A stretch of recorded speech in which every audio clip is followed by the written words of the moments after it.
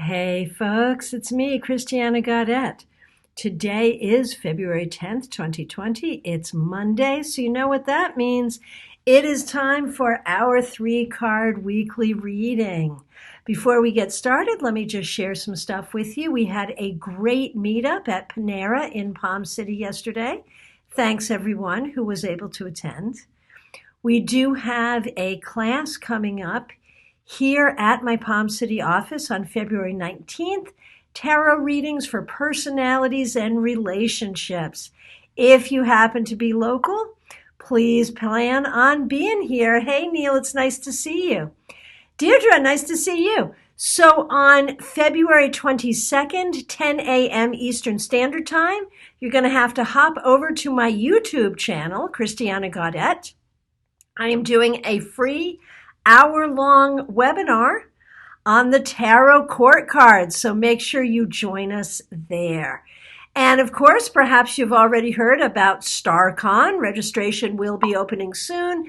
This will be an international tarot conference in Palm Beach Gardens, Florida in January 2021. Hey, Carol, nice to see you. It was so great to see you yesterday. Thanks so much for being there. Dawn, nice to see you. Okay, let's get going. So this is our three-card weekly reading. What we're doing is looking at energies that may be in play and available to us over this next week. And of course, this is like our last week before Mercury goes into retrograde again. So there's that energy in play as well. This week will also encompass Valentine's Day.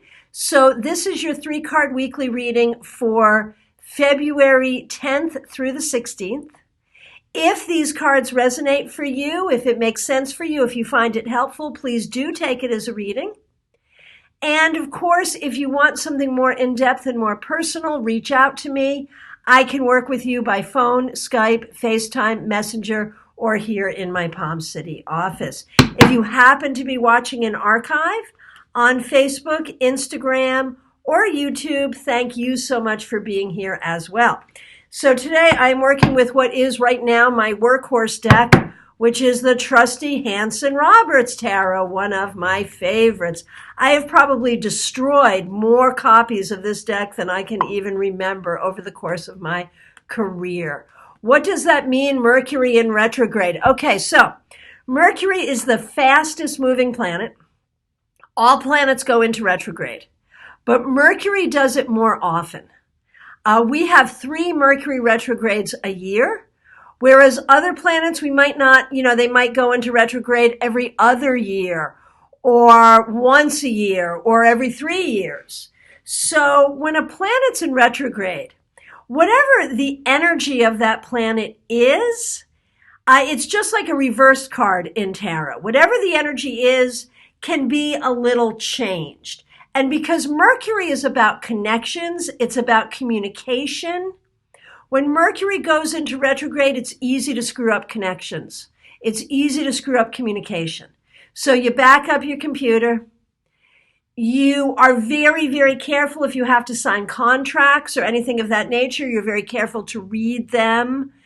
And in your communication with other people, you want to really check and double check what you're saying. And when people are speaking with you, recognize there's going to be a tendency for you to misunderstand what they're saying. So just be careful about connections and communication when Mercury is in retrograde. All right. So let's see. What are the 3 cards that will provide some energy for us this week? Let's see what we got going on here. Hey, Maureen, nice to see you. Okay, so the first card is the 7 of Wands reversed. And I really like this card because it's about letting go of defensive energy. It's about recognizing that you don't have to do it all on your own and that you can welcome your friends to help you. You can ask friends for help. You can be there to help others. That's how I see the 7 of Wands reversed. So helping others in need, letting others help you, and letting down your defensive energy. Okay, what's the next card? The next card is the Nine of Cups. Hey, Mariana, nice to see you here. Nine of Cups. This is the fat and happy card. It's the card of wishes fulfilled.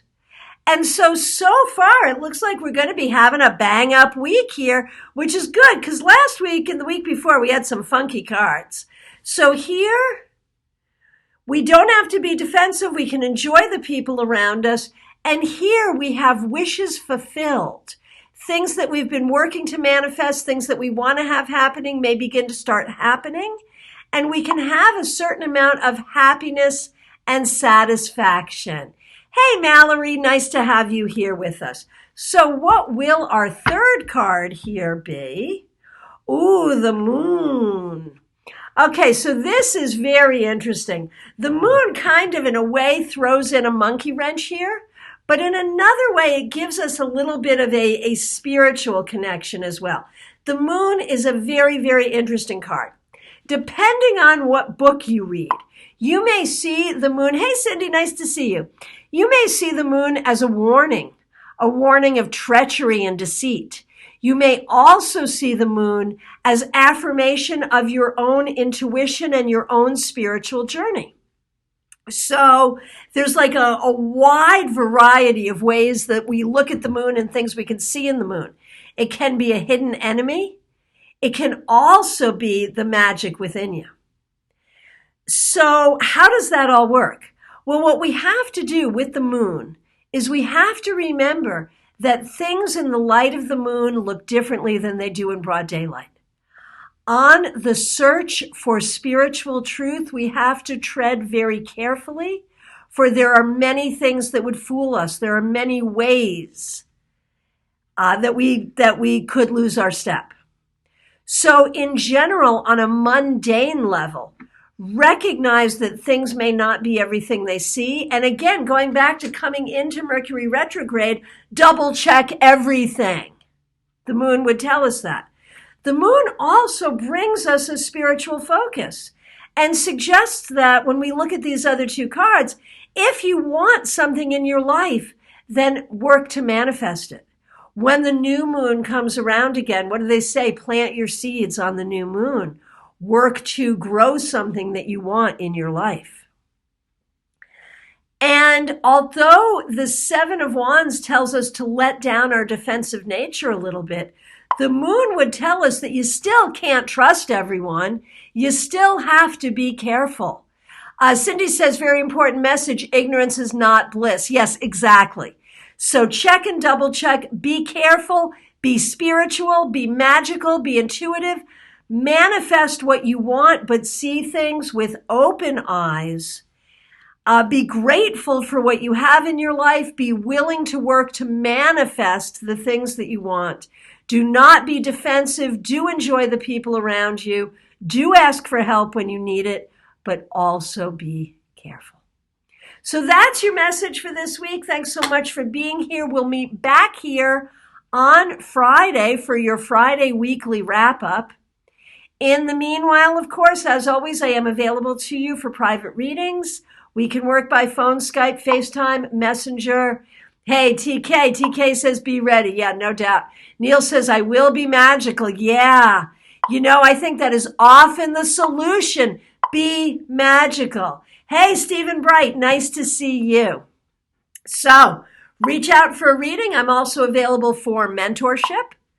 And again, we can work together, phone, Skype, FaceTime, Messenger, or here in my Palm City office. Hey, Cheryl, nice to see you. It was so great to see you at Tarot yesterday, along with Carol and TK and a few other people here. Hey, Julie, very good. Glad you're here. Thank you all so much for being here. Have a great week. Have a great evening. I'll look forward to seeing you again real soon. Take care.